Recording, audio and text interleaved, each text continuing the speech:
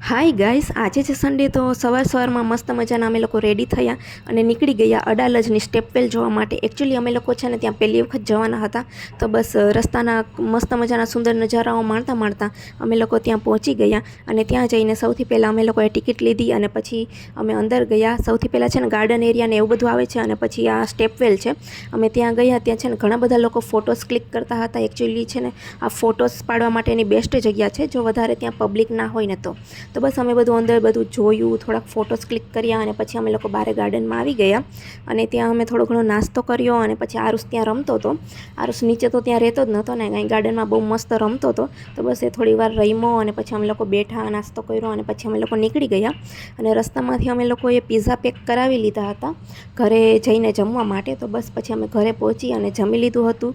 તો ગાઈસ, આજના બ્લોગમાં આટલું જ. જો વિડીયો પસંદ આવે ને તો લાઈક કરી દેજો અને ચેનલ ઉપર નવા હોવ તો સબસ્ક્રાઈબ કરી દેજો. મળીએ બીજા નવા મિની બ્લોગ સાથે.